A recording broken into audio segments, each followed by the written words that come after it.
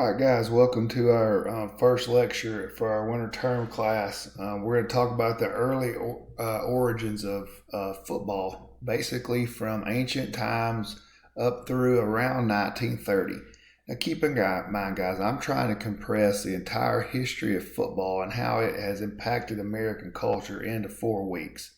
So some of this is going to fall on you guys to learn through watching and reading what I post, and also through our assignments that we do. So a couple things you want to understand: we've been playing some loose version of football for a long time. We know Chinese soldiers played a game with a leather ball for exercise that mimicked more soccer. We know the ancient Greeks played a version of a game where they tried to get a ball across a line as early as 750 BC. And we know that many primitive cultures used human skulls in places of balls in order to play some version of a game on a field that mimicked a soccer, rugby, football type of deal. As you go through this, I'll talk about these pictures, but these are just kind of early pictures of versions of balls that they played with. This is the one at the top is kind of an early version of a soccer ball. The one at the bottom is where the term pig skin comes from, which was an inflated pig bladder used to play a game. So this gives you kind of a family tree of football.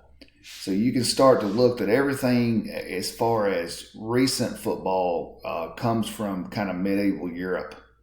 And then the game kind of switched and basically split off into really a public school type of football in Europe. France, Italy, Ireland all had their own types of games. We pretty much want to look at the top part where it says public school football, which essentially split two different ways. It split into an association football, which really moved into soccer, and then it split into rugby football. And then the rugby football kind of grew into, we split off of that into our version of American football and eventually Canadian football. So in the early start of football, there were no lines, no uniforms, no standard length of a football field. They were essentially just trying to kick a ball across an imaginary line. And like I said, it can be traced back to English background. They kind of started to formalize it. Players had numbers. It was really popular in English schools, where it kind of started as an intramural game and then shifted to a school versus school game. By the 1840s, the game was introduced to Northeastern University. There's been tons of rule variations that I can't go through all of them, but I'll talk a lot about where we go with 1840. They added the running of the ball to the game. There's been a constant argument over the rules and rule changes, to the point to where it really kind of shifted into two versions. The association game, which put up more of a focus on kicking and what eventually turned into soccer, and the rugby game, which added more of running to the game, which mimics what rugby is today. And the American style of football grew out of rugby. So as far as American football goes, the first game was in 1869 between Princeton and Rutgers. It ended up being 6-4. In 1873, we adopted a uniform set of rules, and schools in the South and West started playing. And the rugby style game pretty much dominated through 1883. And the schools added and dropped the game mainly because of violence. And understand, this is the culture part, guys. As America was founded and we started to develop as a country, we tried to shift a lot away from the very prim and proper British roots to kind of a hard, rough and tumble kind of society, and football was a big part of that. It continues to be a big part of it. The Harvard freshman-sophomore game has kind of been a huge aspect of the sport, called Bloody Monday. It's more of an initiation into school, which initially led to the protest against the violence, which has led to a lot of the rule changes. So Walter Camp, known as the father of American football, really formalized the game. He saw that we needed to grow away from rugby into more strategy and innovation. We needed to lower injuries. And he wrote the first rule book along with real famous coaches like Amos Alonzo Stagg and John Heisman. They formalized rules like a line of scrimmage, like a snap or a snap back, they called it in the day. So obviously you'll notice a lot of these names are still prevalent with our sport. So a lot of things grew into the advancements of the game. So we formalized time. We formalized having a set of downs.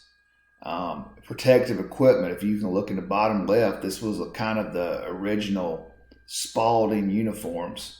You can see a picture of the first snap, and you can see kind of the first variations of plays or kick returns. And so the game continued to evolve as we near the early 1900s. Just some kind of changes of the game. In 1881, the field was 120 by 53 and a third. Okay. We added plays like pulling guards. Okay. We added a 5-yard rule where you had to gain 5 yards. And just some things. In 1870, we named the positions. In 1876, we allowed kind of mass tackling. First helmet was used in 1896. The first huddle in 1890. And the use of shifts, not shirts, but shifts and motions were in 1898. So what really forced the changes in the game was brutality. 1905, there were 18 deaths in the game, and President Roosevelt basically called a meeting of the most influential leaders in the game and forced them to modify the game. Bill Reed, who was Harvard's coach, at the time, a very influential part of the game, along with other people, established the Intercollegiate Athletic Association, which was the forerunner to the NCAA being developed. They changed the yard to 10-yard increments, and they added a neutral zone and put a focus on not having offsides. So the birth of the NCAA was in 1910. And they basically took over governance of all athletics, but they put some major focus on changing the rules of football. They added a forward pass, a first down yardage, the kicking game, down in a runner by tackling them. They added personal fouls and unnecessary roughness. They set the time of the game to 60 minutes, and then they added officials. Some more just kind of things to make you appreciate the evolution of the game. Around this same time, we added the wing tee. You can see in the middle, we added a variation of the spread that far back into the game. And then double wing. These are all things that are prevalent in today's game that were there that early into the game. We started moving more toward football again as we enter the 1900s. You see the first variation of kind of a zone defense, a focus on defense. We added 15-minute quarters.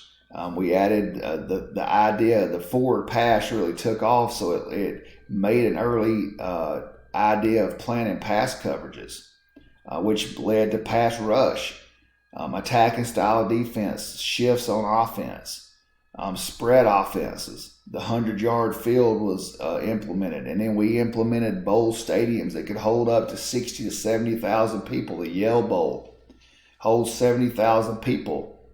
That early into football. So it was a huge part of, particularly the golden era of sport, which is the 1920s. In 1922, the National Football League started. It evolved from the NFL started in 1922. It evolved from the American Professional Football Association, which has started in 1920. A lot of the sport was focused in Canton, Ohio, which is still the home of the NFL Hall of Fame. And Jim Thorpe was known as the best player, the most popular player. So, guys, that kind of gives you a real brief early introduction to the game. The way this thing will lay out is we'll go kind of 1930s up through the 1970s or so in the next lecture, and then we'll get into more modern day football. But like I said again, guys, a lot of this falls on you to do your research and to watch the videos and to learn on your own. I look forward to working with you.